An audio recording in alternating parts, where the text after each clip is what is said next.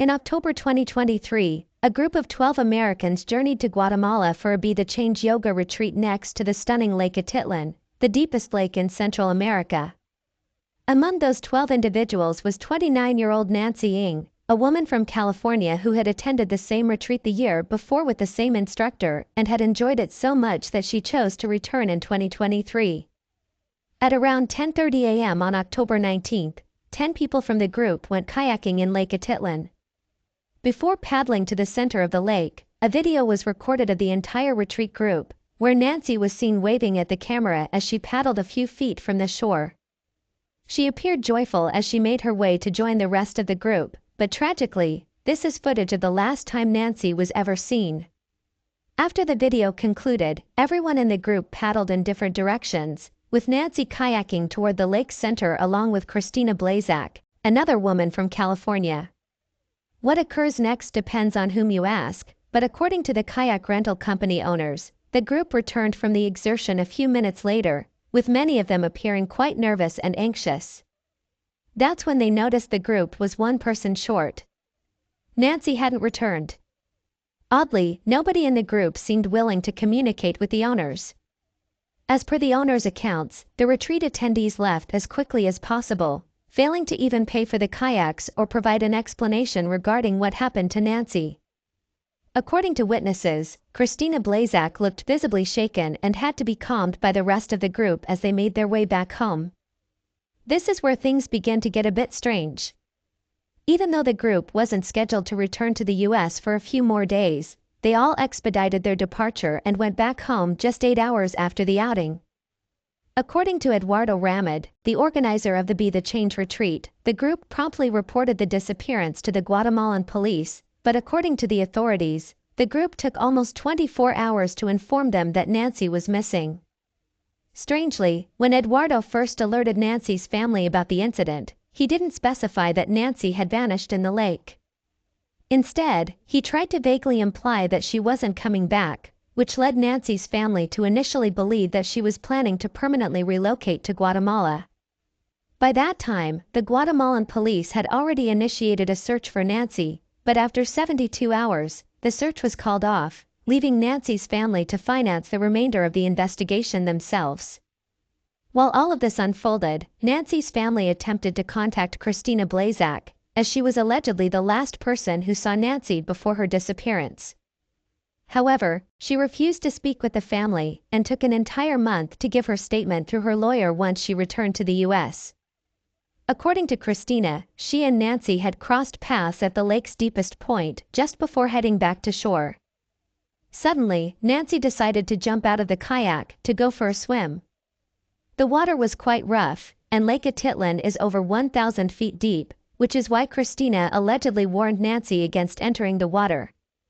But based on Christina's statement, Nancy didn't heed her and leaped off her kayak at the lake's deepest area, leaving her kayak to drift away in the strong current. Sensing that Nancy was about to be in serious trouble, Christina paddled as hard as she could to retrieve the kayak and bring it back to her, but by the time she returned to where her friend was swimming, Nancy was gone. Refusing to endanger herself to rescue Nancy, who was now submerged under the powerful currents of Lake Atitlan, Christina reportedly paddled back to the shore, screaming for help, but by the time she reached back, it was too late. Strangely, the Guatemalan police stated that Christina provided them with her statement about the incident and was very forthcoming with them, but when Nancy's family contacted the Guatemalan authorities, they couldn't locate any records of Christina's statement in their files. At this point, allegations began circulating that Nancy had never been offered a life jacket before she went on her kayak. However, the owners of the kayak rental company went on record to clarify that this was completely false and that the only reason Nancy could be seen without a life jacket in the video was that she chose not to wear one. Since Christina refused to communicate with the victim's family,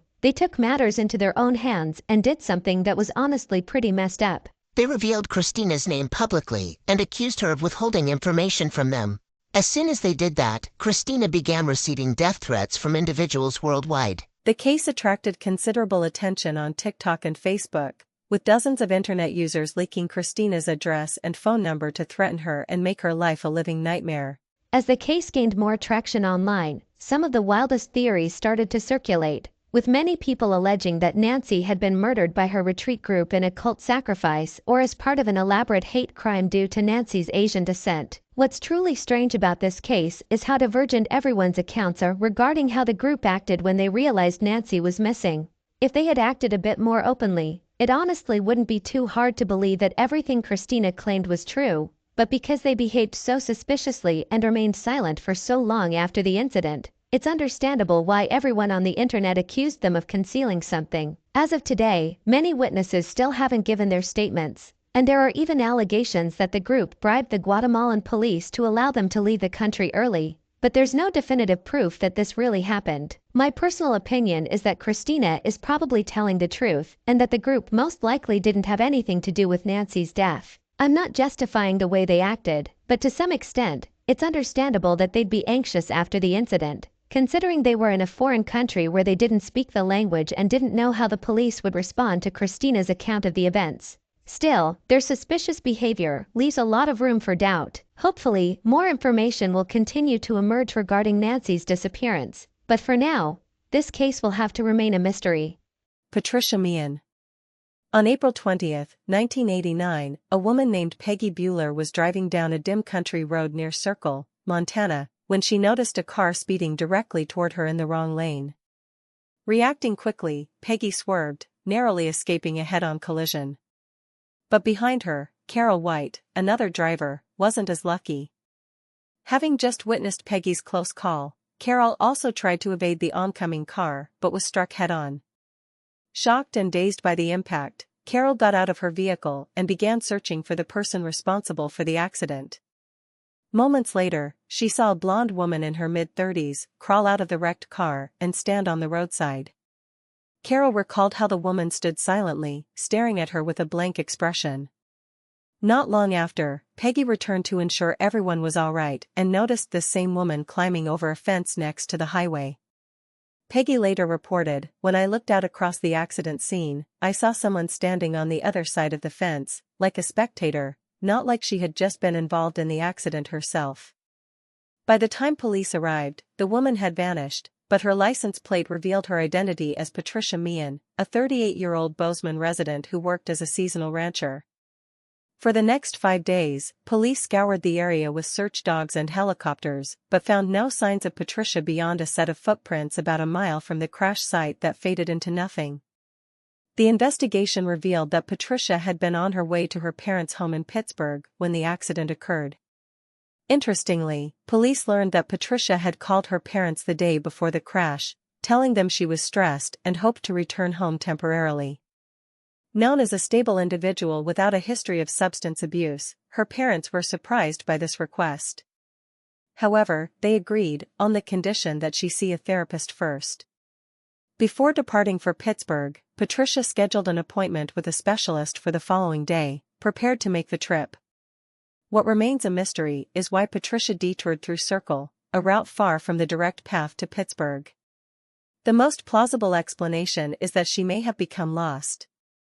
Lacking significant leads apart from her identity and the statements from her family, police began exploring theories about where Patricia could have gone.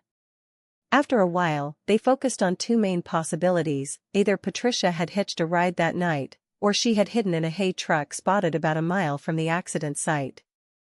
Then things became stranger.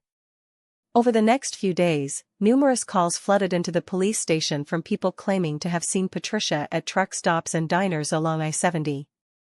Witnesses described her as disoriented, often asking for rides from strangers. By June, Patricia's parents, who had traveled to Montana in search of their missing daughter, received over 25 reports from people who recognized Patricia from photos and videos. Oddly, none of these individuals reported their sightings to the police. It seemed as though Patricia was somehow managing to stay one step ahead of both the authorities and her family, even in her apparent confusion. In the fall of 1989, sightings of Patricia surged. In September, Patricia reportedly received a ride from a woman in Victor, Montana, who offered her shelter for the night. The next day, the woman and her husband dropped Patricia off at a truck stop to continue her journey, as Patricia claimed she was on her way to visit friends in another part of the state. By the time the couple realized they had hosted a missing woman, Patricia had already left. During this period, Patricia's parents discovered an undeveloped roll of film in one of her cameras, which contained a haunting self-portrait taken shortly before her disappearance. In the photo, Patricia is seen staring vacantly into a mirror, the camera positioned between her hands. As far as anyone knows, this was the last photograph taken of Patricia. Since that time, over 100 people have reported seeing Patricia Meehan, yet despite the numerous reports, authorities have been unable to locate her. The unusual nature of the case has left everyone, from the police to internet sleuths, grappling to understand what might have happened to Patricia, fueling a variety of theories surrounding her disappearance. One prevalent theory suggests that Patricia may have experienced amnesia following the crash. Given her reportedly troubled state of mind leading up to her trip, psychologists have speculated that the combination of stress and a possible head injury could have triggered memory loss. This theory would explain her confused demeanor and apparent wanderings across the state. However, it fails to account for how she has evaded capture, despite so many reported sightings. Another, darker theory posits that Patricia may have caused the accident intentionally as part of a suicide attempt, which could explain why she veered off course to Circle instead of following the more direct route to Pittsburgh. But this theory conflicts with her decision to schedule a therapy appointment in Pittsburgh for the next day, an action unlikely for someone planning to take their own life. Another possibility is that Patricia never hitched a ride or stowed away but instead wandered into the wilderness and perhaps met a tragic end, such as drowning in a nearby body of water. This theory is puzzling, given the number of people who have reportedly encountered someone matching her description in the months and years since. Still, as detectives have noted, stranger things have happened, and the theory remains plausible. Because so many years have passed since Patricia vanished, it's unlikely that the mystery of her disappearance will ever be fully solved. The case remains one of the most unsettling and perplexing unsolved disappearances in modern history, with its haunting unanswered questions only deepening over time. On September 12, 1987, 50-year-old Dale Kerstetter, a security guard and maintenance worker, started his usual night shift at the Corning Glass Works plant in Bradford, Pennsylvania. At 11 p.m., he took his post for the weekend shift, but by the next morning, something was amiss. Around 7 a.m., John Lindquist, the day shift security guard, arrived to relieve Dale, but couldn't find him. He checked the cafeteria, only to discover Dale's untouched lunchbox. Moments later, Dale's truck was found in the parking lot with his keys, a pack of cigarettes, his backpack, and an empty pistol holster inside, raising immediate concern. Detecting something unusual, authorities brought in search dogs, which led them to the plant's second floor, near the glass furnace and some valuable platinum pipes. This was unusual, since Dale rarely had reason to be in that area. Suspicion grew, prompting the plant manager to review the security footage from that night. The recorded footage, however, had degraded over time, becoming so grainy it was nearly unusable. What remains visible in the deteriorated footage is unsettling. Dale appears on camera, escorted by an unknown person. The footage shows them walking through the facility, heading toward the restricted area by the glass furnace, which houses the valuable platinum pipes. The individual's identity remains unclear, and Dale's exact role in the incident is unknown. While some speculate that Dale may have been an accomplice in a planned theft, others believe he might have been a victim of foul play. To shed light on this mystery, here is a reenactment based on the original footage, replicated as accurately as possible from my research. Despite extensive investigation, Dale Kerstetter was never found, and his disappearance remains unsolved, leaving his family and law enforcement with more questions than answers. In the security footage, the manager observed a masked individual wandering around the plant, seemingly surveying the premises. Shortly after, the suspect dashed up to the second floor, where the highly valuable platinum pipes were stored.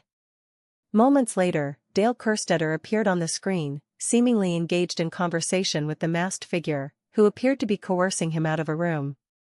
As the masked man pulled Dale along by the arm, he glanced directly at the security camera. At one point, the footage showed the masked man hauling a heavy bag out of the facility using a manual forklift. That night, approximately $250,000 worth of platinum pipes was stolen from the plant, and Dale Kerstetter vanished without a trace. In the wake of his mysterious disappearance, several theories emerged to determine whether Dale was merely an innocent victim or an accomplice in the elaborate robbery. Dale's family insisted that he would never engage in such criminal activity, describing him as an honest, loyal, family-oriented man who simply happened to be in the wrong place at the wrong time. They speculated that Dale may have encountered the masked intruder during his shift and, upon investigating, was coerced into complying with the thief's demands, which ultimately led to his demise. If this theory holds any truth, the bag being dragged out of the building with the forklift could have contained not only the stolen platinum but also Dale's body. However, employees at the plant offered a contrasting perspective based on their experiences with Dale. They argued that whoever removed the platinum from the premises must have been familiar with the layout of the plant, indicating insider knowledge about where the most valuable materials were stored and the tools required to extract the platinum pipes efficiently. Although Dale had never stolen anything in his life and was generally a good person, he had faced disciplinary actions from his employers for being a slow worker and having a poor attitude. During the investigation, it was revealed that Dale was approximately $40,000 in debt after being demoted from his position as a trade worker at the plant. This financial strain not only suggested he was in desperate need of money at the time of the robbery but also indicated that he was unhappy with his employers after receiving a $7,000 pay cut. Such circumstances led some to speculate that Dale might have been involved in the crime, which would explain how the masked man was so knowledgeable about the plant's layout. Still, Dale's family contended that he had numerous legitimate options for obtaining money and would not have resorted to participating in a high-stakes robbery and disappearing without a word to his loved ones. One particularly perplexing aspect of the case is Dale's behavior captured in the security footage. It remains difficult to ascertain whether he was genuinely being forced to leave the room with the masked individual or if he was pretending to be coerced. When he looked up at the camera, it's ambiguous whether he was silently pleading for assistance or defiantly challenging his former employers. To this day, it remains uncertain whether Dale was murdered as an unwilling witness to a crime or if he was an inside man who abandoned his family for the lure of money. The many unanswered questions surrounding his disappearance and the circumstances leading up to it continue to haunt those who knew him. Investigators remain puzzled by the conflicting narratives and the evidence that suggests both innocence and complicity. The enduring mystery of Dale Kerstetter's fate has left his family and the community seeking closure, while the truth about what happened that fateful night at the Corning Glass Works plant may never be fully understood. On the night of May 27, 2018, 20-year-old Spencer Mugford met his friend Sophia McKenna in the parking lot of the University of Connecticut Avery Point, where Spencer studied. At that time, Sophia was involved in a toxic and abusive relationship with a guy named Austin Cordova, which worsened in the months leading up to that evening in May. According to Sophia's mom, Austin was dating another girl while still with Sophia, after which Sophia decided to date other guys as well. When Austin discovered this, he went to Sophia's apartment and attempted to kick down the door, allegedly threatening to take her life. It was after this incident that Sophia began to spend much of her time around Spencer Mugford, whom she met while working at a local spa. They dated briefly, but it wasn't long before they chose to revert to just being friends. A few weeks later, Spencer started another job on a charter boat, taking guests out on the water for half-day fishing trips. That night in May, Spencer and Sophia met in the parking lot and got into a mastless sailboat they took from the university campus and traveled toward the New London Ledge Lighthouse, a well-known tourist site in Connecticut regarded as one of the creepiest buildings in the state. Shortly after 1 a.m., Sophia used Spencer's phone to post a video to his Snapchat story, where he can be seen paddling on the water aboard the small mastless sailboat. Yo, we're out here in the ocean. With us, that is the land. Like, we still have to get to there. Wait, where? Oh, we're almost there. In the video, Sophia directs the phone toward the shore and playfully emphasizes how long they still have left to reach the lighthouse, and the two friends appear to be in pretty good spirits as they head toward the lighthouse.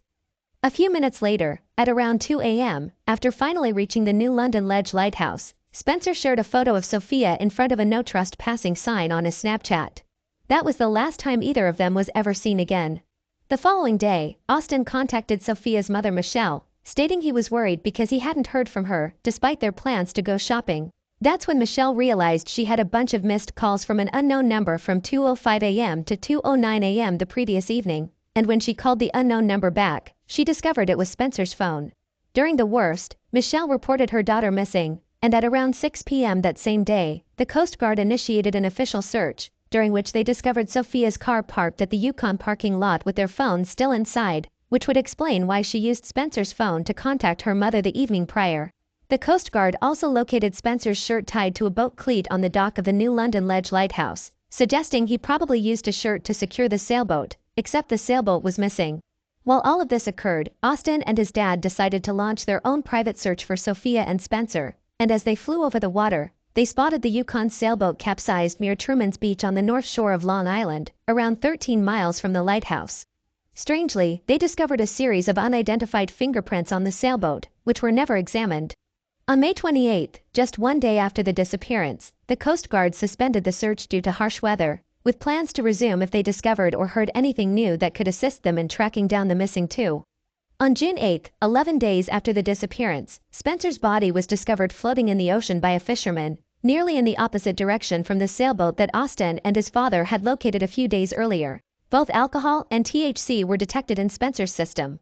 Although the official cause of death was labeled as accidental drowning with no signs of human-inflicted trauma, it didn't take long for people to start developing dark theories regarding why Spencer had drowned while Sophia's body hadn't been found.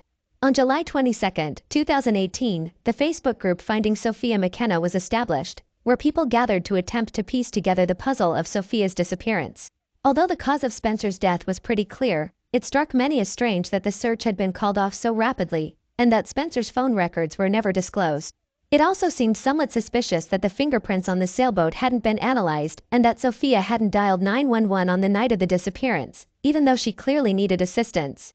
The mountain of unanswered questions led many to point fingers at Austin, alleging that he had somehow murdered Spencer and later took Sophia to another location before killing her as well. As of August 2024, there isn't much evidence to support this theory, and even Sophia's mother claims she never believed Austin was responsible despite their troubled relationship. Based on the information that surfaced during the investigation, it's very likely that the sailboat became untied and started drifting away at some point during the night, and that Spencer may have drowned trying to return it to the dock. But what happened after this is anyone's guess. One of the most popular theories that circulated online was that after Spencer drowned, Sophia was left alone at the lighthouse, screaming for help. According to this theory, a lone boater may have stopped to provide assistance and then abducted Sophia to either murder her or sell her to traffickers. This is a rather unlikely theory, especially because the chances of another boater going out to the lighthouse so late in the night are quite slim, but there's no definitive evidence to prove this isn't what occurred. Another theory that circulated on TikTok and Facebook was that Spencer and Sophia had allegedly gotten into an argument at the lighthouse, which led to both of their deaths. However, to me, this is even more improbable than the lone boater theory, as the two appeared to be really good friends and lacked a history of violence. I mean, if you examine the Snapchat video uploaded to Spencer's story just a few minutes before the calls took place, it's evident that they enjoy each other's company, and something very unexpected would have had to transpire to result in such a tragic accident. As of today, the exact cause of Sophia's disappearance remains unknown. Although the cops and Sophia's family now fully believe that Spencer drowned while trying to retrieve the sailboat, and Sophia probably didn't want to call 911 out of fear of getting in trouble for trespassing. It's impossible to know if she drowned while attempting to rescue her friend, if she fell into the water by accident, or if something else happened to her while she was alone at the lighthouse. Kaylin Lauder was involved in a disturbing incident on September 26, 2014. Around 9 p.m., she made a frantic 911 call, claiming that a fight was happening inside the clubhouse of her condo. When she inquired whether any weapons were involved, she stated that she had heard gunshots. However, when police arrived at the scene, they found a wedding reception filled with cheerful guests, making it hard to believe Kaylin's claims. A police report noted that one guest had lit a firecracker, which Kaylin might have mistaken for gunfire. Strangely, a few hours later, Kaylin called 911 again but hung up before the dispatcher answered. When the officers returned her call, they found her sounding quite confused. Despite the officers having difficulty understanding her, Kaylin admitted that her roommate believed she was acting paranoid and delusional. The next morning, shortly after 8 a.m., Kaylin made another call to the police, which is often cited as one of the most unsettling recorded 911 calls available to the public. During this call, she reported an intruder in her apartment but contradicted herself multiple times, stating incoherent things. At one point, her roommate Carol entered the room and expressed confusion about the alleged break-in. Kaylin insisted that she had seen several people stalking her the night before, apparently preparing to enter the apartment. Carol pointed out that their apartment door was locked and had been all morning, making it impossible for anyone to break in.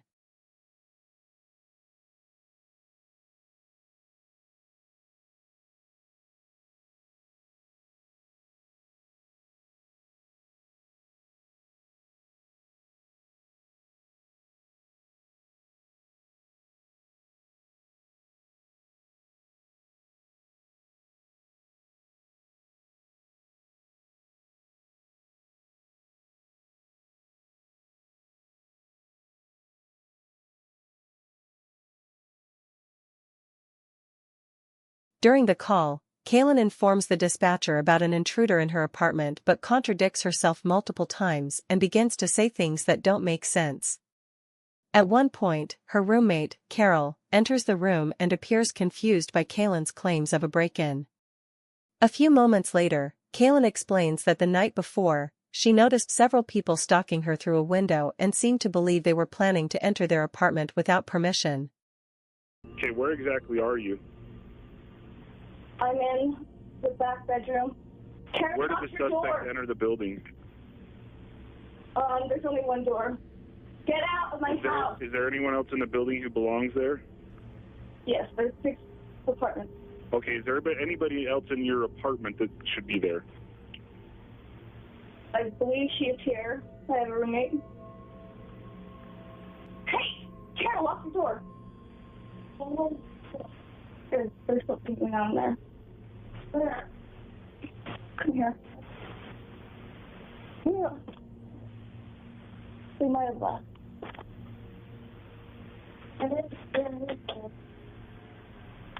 Okay, what's going on now? They've left now? Yeah, so I'm just going to look and see if anything's been taken. Someone opened the door, and I heard them come in. Don't do that, Carol. If the door's still locked, it's impossible. They must have a key or something.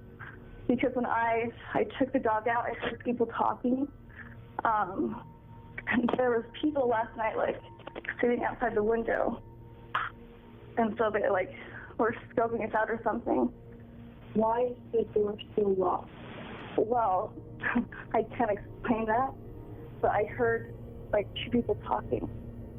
Kaylin repeatedly urges her roommate to leave the apartment, expressing urgency.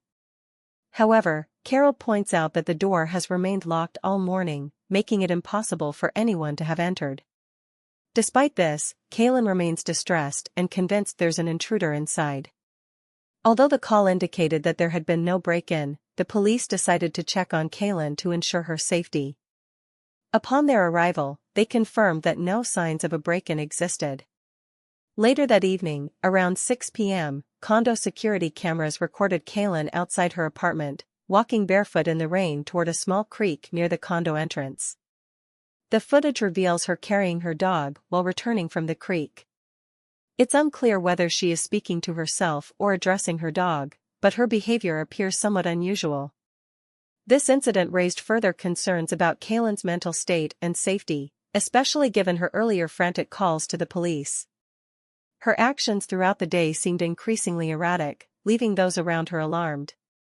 The combination of her distressing phone calls and the peculiar behavior captured on video painted a troubling picture of her state of mind before her sudden disappearance.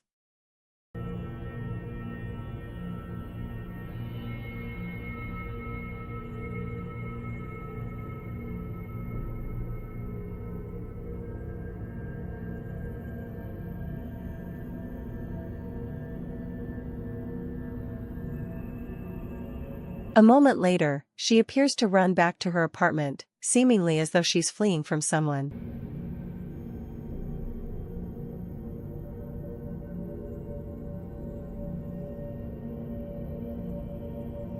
Tragically, that surveillance footage was the last time Kaylin Lauder was seen alive. Later that same day, she vanished, leaving her phone, dog, shoes, and wallet behind in her apartment. During the investigation, her family shared that Kaylin was extremely close to her dog, Phyllis, rarely leaving him alone for more than an hour. She even took him to special occasions like weddings and graduations. Right from the beginning, police suspected Kaylin might have been struggling with her mental health. Despite extensive efforts to search the area, she was not located until 2.5 months later. On December 1st of that year, West Valley City work crews discovered her body near a drainage pipe. Disturbingly, part of her body was visible above the water, hidden partially by plants. Due to the prolonged time her body had been submerged, it was severely decomposed, making it difficult for authorities to even determine her age and gender at first. When they eventually confirmed her identity, determining a cause of death proved impossible due to the decomposition, adding another layer of mystery. From the start, Kaylin's family suspected foul play, but this was impossible to prove given the state of her remains. The circumstances surrounding her discovery were puzzling. Her body was found at a considerable distance from where authorities speculated she might have accidentally entered the creek. This particular creek was shallow, and, even with rain-swollen waters, it seemed unlikely that her body could have traveled such a long distance without catching on debris or getting stuck in the mud. Although officials labeled her death an accidental drowning, possibly caused by a psychotic episode, there are details that don't quite align. For one, Kaylin didn't have a documented history of mental illness. Though she had been struggling to find stable employment and, according to her father, had been a bit down for a few months, her friends and family described her as stable and generally happy. Earlier in 2014, she had landed a job at a school but lost it a few months later, which her father said left her feeling somewhat depressed. In the weeks before her disappearance, she faced another job rejection, which likely affected her mood. Further investigation revealed events in Kaylin's past that might have influenced her mental state. 3 years after she graduated college in 2006, her twin brother accidentally killed their uncle during a drug-related incident, leading to a 5-year prison sentence. While this tragic event deeply affected her, Kaylin remained relatively stable afterward, showing no signs of mental health deterioration that would suggest the kind of delusional behavior she reportedly exhibited in her last days. 2 main theories emerged to explain what might have happened to Kaylin. The first suggests that Kaylin had a sudden psychotic break triggered by the stress of her job situation, possibly causing her to wander barefoot in the rain until exhaustion led her to fall into the creek.